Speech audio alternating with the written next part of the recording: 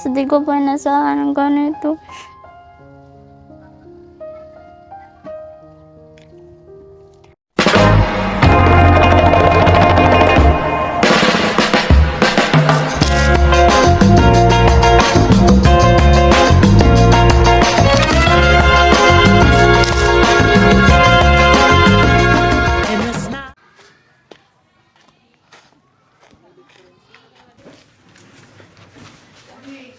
Ayan po mga kababayan. So ito po yung room ni Mutya. So nag-iisa na lang siya ngayon kasi may activity po yata sila. Umalis na yung, nasa sa labas po yung iba. So ganyan, ganito lang kasimple yung room nila. Ito ay grade 9? 9 and 10, magkakasama. 7, 8 sa kabila. Oh, okay. So ganun po pala yun. So yan, napakasimple, napakapayak ng kanilang classroom. Hindi pa kompleto yung division dun sa kabila. Ito gagamitin. Ito daw po yung gagamitin para dun sa division. Ayan, sige. Ayan, so magandang araw po sa inyo lahat mga kababayan. At ngayong araw na ito nga ay pinuntahan natin si Mutya sa kanyang school mismo. Kasi nung napunta po tayo dun sa kanilang bahay, nakapasok na po siya kanina nung lunchtime dahil dumaan pa tayo kay Boying saka sa kay Bella. So hindi na po natin inabutan si Mutya kasi maaga din siyang pumasok para sa kanyang klase sa hapon. So ngayon, kasama na natin si Mutya. So Mutya, kumusta ka? Kailan po? Kumusta ang unang araw ng pagpasok mo? Nakakakaba po eh. Bakit naman nakakakaba? Kasi first day of school po, parang nakakapanibago. Okay. Meron ka bang mga kaklase ngayon na hindi mo kaklase last year? Wala po. Wala naman. Kayo-kayo pa rin ang magkakaklase. So, yung mga gamit mo sa school, 'di ba, nung bago pa magpasukan ay meron kaming ibinigay sa inyo para sa pambili ng inyong school supplies. Nakabili ka ba? Opo. Ano-ano mga binili mo? No, notebook po, tsaka papel, ballpen, at glue. Ano to ba? Mga gamit. Bumili ka na uniform? Aha. Bag, bumili ka? Hindi po eh. Hindi ka na bumili kasi sabi mo may bag ka pa, no? Apo. Nung nakaraan. So ayun, sabi niya po kasi nung nakaraan meron pa naman siyang bag na maayos kaya kumbaga hindi mo na siya bibili ng bagong bag. Nakakatuwa itong si Mutya kasi kahit meron naman na kumbaga meron naman na pambili, talagang gusto niya pa rin na i-retain yung mga bagay na tingin niya ay mapapakinabangan niya pa naman. Kumbaga hindi bulagsak ba sa pera na hindi porke merong pera ay bili ng bili, no? So, yan. So, ngayon ba, may may baon ka? Wala po. Wala. Hindi kayo nagbabaon, ano?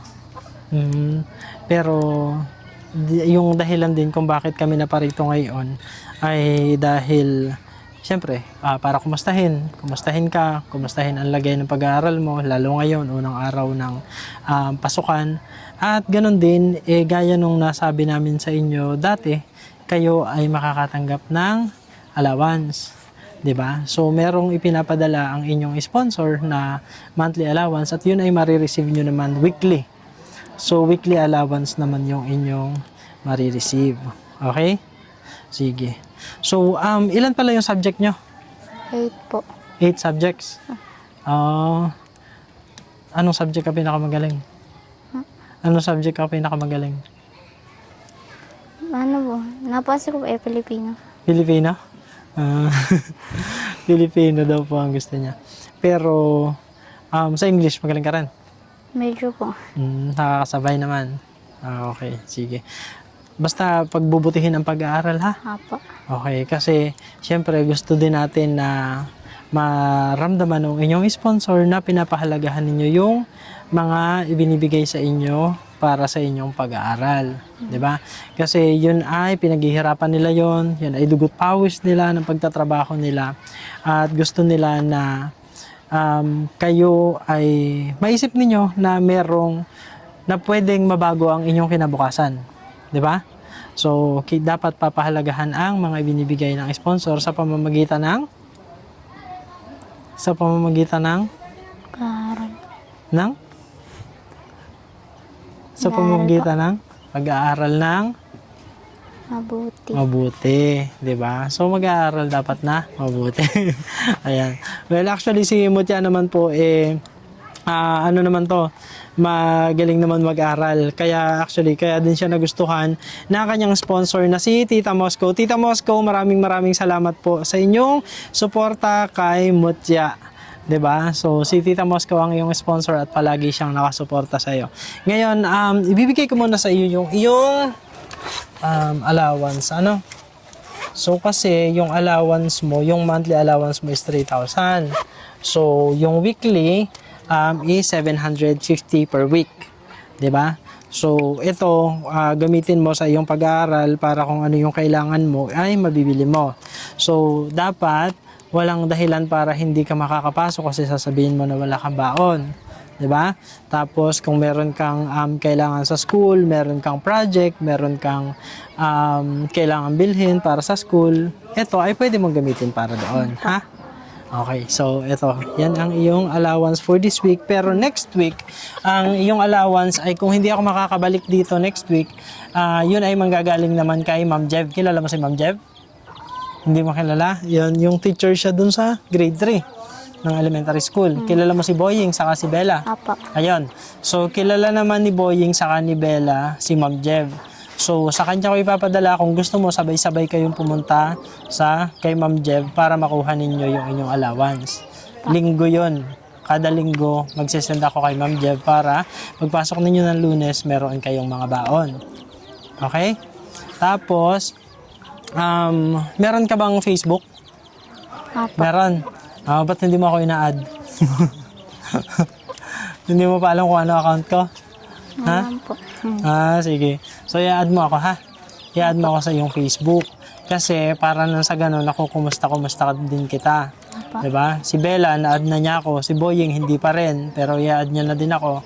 So, ikaw, i-add mo din ako, ha? Kilala mo naman si Christine, di ba? Kasi Apo. kamag-anak mo si Christine. Ate ka po. Ate mo, si Christine, di ba? So, itanong mo ko sa kanya kung ano yung account ko. Ha? Jason Vidala ang naman yun. So, i-add mo ako para nagkaka-chat din tayo, ha? Okay? Malinaw? Apo. Okay, sige. Ngayon, bilang high school, may sarili ka bang cellphone? Meron kang sariling cellphone? Nasaan ang cellphone mo? Bahay po Nasa bahay. Ba't hindi mo dinadala dito? Hindi po ako nagdadala ng cellphone sa school. Kasi gusto mo nakafocus sa pag-aaral. Oh, okay. Pero ilan ang cellphone niyo sa bahay? Sabi po dyan sa mama. Meron din ang iyong mama? Oh, meron na palang cellphone si Mutya saka ang kanyang mama. Si Papa meron na? Hindi po marunong. Hindi po kasi nag-aral. Kaya hindi siya nagsi-cellphone. Okay. Pero yung cellphone mo ba ay bago lang? Di ba po, yung grade 7 pa po kayo. Nung grade 7 pa. So, 2 taon na rin. Mhm. Yung cellphone ni Mama, kailan pa yon? Naiwan po. Mas Matagal. una lang po yung akin. Mas una pa yun sa'yo. Aha.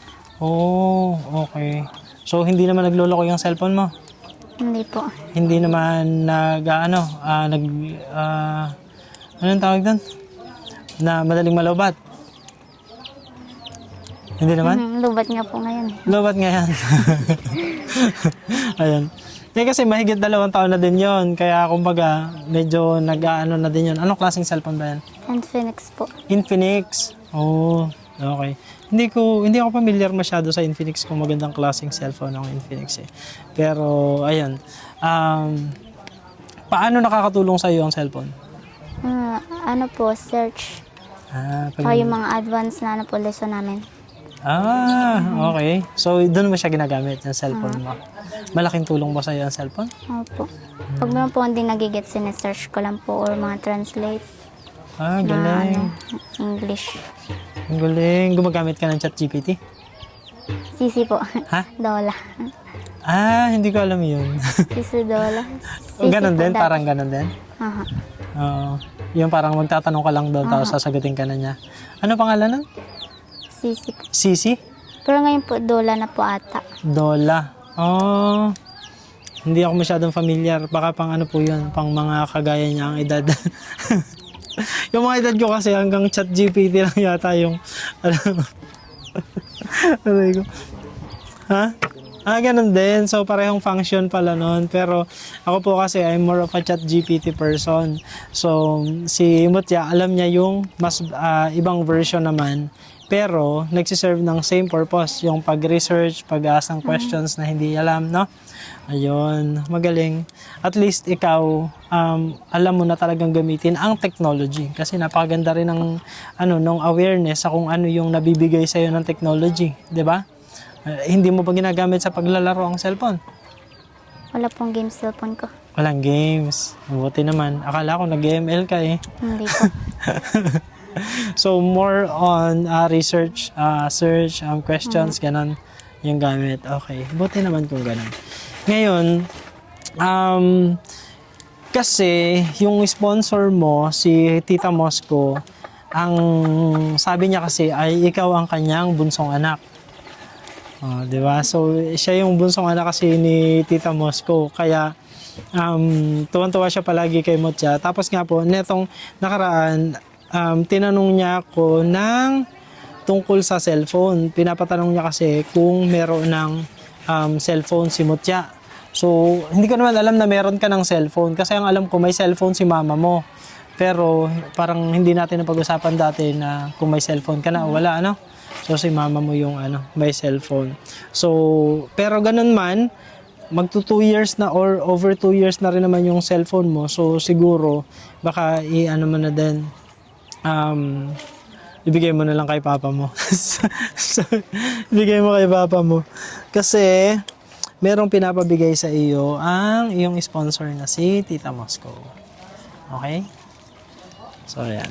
Bibigay ko sa iyo ngayon ang kanyang pinapabigay sa iyo. Jaran! Ano yan? Charger po. Charger. Kasi nga, may cellphone ka na. So, pinapabigay po ni Tita Mosco yung charger sa kay Motya. Kasi nga, nalaman namin na may cellphone na po si Motya. Kaya, charger na lang yung ibibigay natin sa kanya. Masaya ka ba? Kasi Wala may po charger akong ka? charger. Wala kang charger. Nawala na po eh. Oh, 'di ba? Sakto-sakto. Sakto-sakto. So, kailangan mo yan. Yes. Ayan. So, anong gusto mong sabihin kay Tita? Thank you so much po kasi wala po talaga akong ganito. Wala ka talagang charger. Opo. Ayan. Maraming salamat. Kasi magagamit ko po talaga to kasi lagi po lubat yung cellphone ko. So kaya din laging lobat kasi hindi mo ma-charge, wala kang sariling charger. Opo. Nanghihiram ka ng charger. Siyempre po may cellphone din po sila. Minsan po ginagamit din po nila. Tama naman. Oo. Kaya kumbaga hindi agad-agad na makakahiram ka, no? Opo. Kailangan siyempre, pag ginagamit nila, maghihintay ka pa. Ganon. Pero ngayon, meron ka ng sariling charger. Opo. Thank you po. Anong gusto mo sabihin din sa allowance na kanyang ibinigay, si Tita Mosco? Thank you so much po dito. Hindi ko po talaga to na-expect. Sobrang bait niyo po talaga. Dami niyo na po natulungan. Kung wala pong bibigo sa inyo, kasama na po ako. Yeah. Ang ganda naman nun. So, hindi daw po kayo bibigyan ni Motya. Yan, nag-aaral siyang mabuti. Ano? Okay. Pero, actually, bukod dyan sa charger na pinabigay niya, kasi nga may cellphone ka na, may pinapabigay pa siyang isa sa'yo.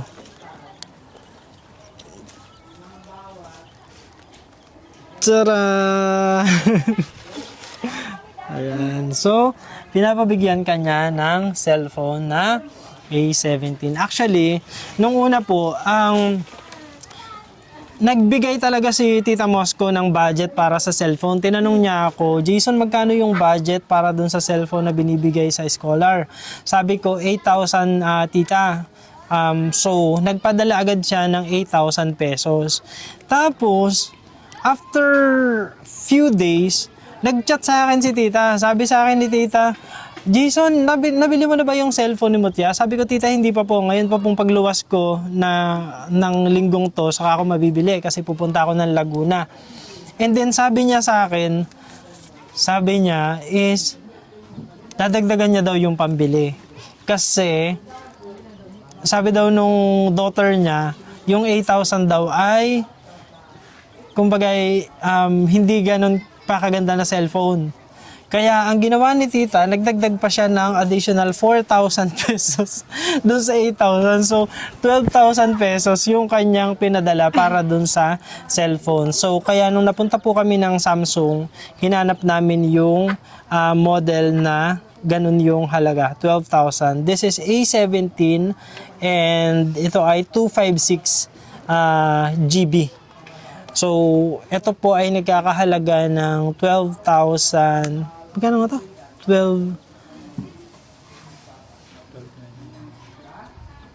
12,899. 12,899 na? 12,899. So, kumbaga dahil ito po yung malapit dun sa price dun sa amount na sinad ni tita na 12,000, dinagdagan ko lang ng konting-konti lang para mabili natin itong cellphone na ito. At ito ay para sa kay, anong pangalan? Mga tiya ko. Mga tiya. Ayan, so ito ay para sa'yo. Galing yan kay Tita Moscow. Para magamit mo sa Hindi, iyong may cellphone pa po kasi ako. May cellphone ka pa, sa akin na lang to. Akin na lang po to kasi may cellphone pa daw po siya. Hindi, yung cellphone mo, ang gawin mo, turuan mo si papa mong mag-cellphone. Oh, kahit mag-games lang siya doon. So, yun hindi. Turuan mo si papa mo o kaya at least ito kasi mas maganda ang quality ng cellphone na ito. Kasi sabi mo yun sa'yo, baka kaya nalulubat na din yun. Baka may diferensya na sa battery. So, ito, at least ito, bago. Ito ang iyong gagamitin. Okay? Ayan. Hindi ba marang gumamit? Hindi ka marunong gumamit? Pareho lang to. Pareho lang to ng cellphone na meron ka. Hindi naman to ganun ka ibang-iba. Sige, buksan mo. Binuksan ko na. Ayan, para makita mo. Sige nga daw, buksan mo. Para malaman mo kung totoo yan.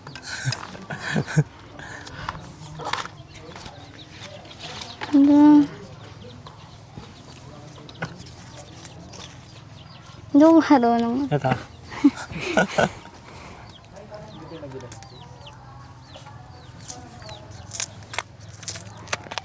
Ayan. So, pinalagyan na din natin to ng ayan po. So, yung cellphone na yan, pinalagyan na din po natin ng tempered glass para protected na yung kanyang screen para hindi siya madali na masira. So, okay naman? Nagbukas naman? Patingin. Ayan, nagbukas naman. Sige. Dahil dyan, mag-picture muna tayo. Kami yung unang picture. Magpipicture kami ni Mutya gamit yung kanyang cellphone. Ganda. 1, 2. One more. Ayan. Gusto mo? Nagustuhan mo? Ayan, maganda. Ayan, yan ay galing kay Tita Moscow. So, ano ang gusto mo sabihin kay Tita sa kanyang ibinigay sa iyo na cellphone? Kasi, hindi ko po kasi na-speak kasi napapanood ko lang po ito eh. Sa mga TikTok kasi pangarap ko pa na I want to creators. Gusto ko po maging content creator. Ay, talaga? Okay. Kasi naiingit po ako sa mga bata po na nagka-content na po sila. Tapos dalawa na po yung cellphone nila. So di ko pa nasahan ng ganito.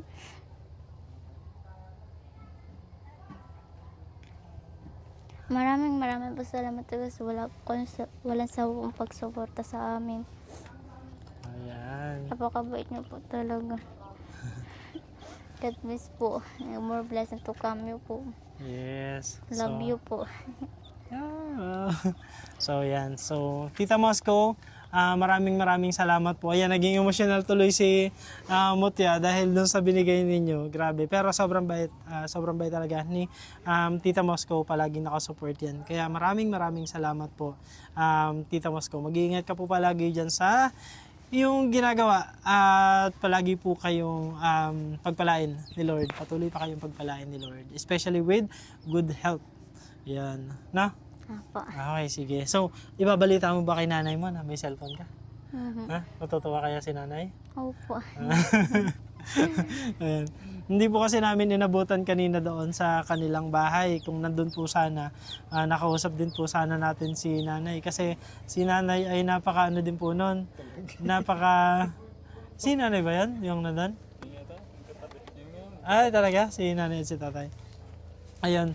So, si nanay din po kasi ay napaka-vocal din niya ng kung paano siya nagpapasalamat dun sa tulong na ibinibigay ng sponsor sa pamamagitan po natin sa pamamagitan ng ating channel. Parang si Mutya din, palaging grateful, palaging thankful dun sa mga nare-receive. Kaya nakakatuwa, mas lalong nakakatuwa talaga na tulungan yung mga tao na talaga na-appreciate yung mga bagay na kanilang natatanggap. Ayan. So, muli po, maraming salamat sa inyong lahat. Tita Moscow, muli maraming salamat po sa iyong walang sawang suporta sa pag-aaral po ni Mutya. At ganoon din sa iba pa po nating mga charity activities. Maraming salamat po.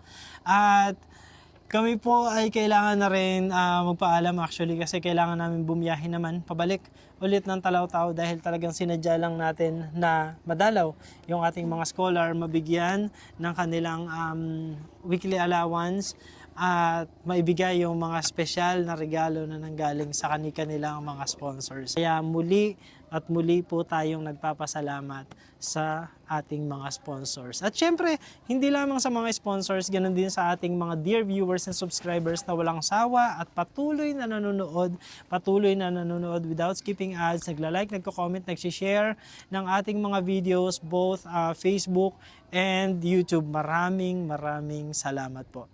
At muli, kung nasa saang panig man po kayo ng mundo, magandang umaga, magandang tanghali, magandang gabi, magandang araw po sa inyong lahat. At lagi po namin prayers, tayo pong lahat ay blessed ni Lord. Thank you everyone, God bless us all, and may you have a good rest of your day. Thank you and bye-bye. Bye. Bye-bye. Thank you po. Yay! Okay. Sana all my cellphone. Yeah! Hey! Pero nga ng picture, mag-selfie nga muna kami. Eto. Ayan, nakita ko lang po si Boying. Ayan, papakita ko lang po sa inyo. Ayan si Boying sa school. Nasaan si Bella? Nasa loob, may ginagawa? Nagsusulat. Nagsusulat. O sige, wala, pinakita ko lang yung mo sa school. Bye-bye.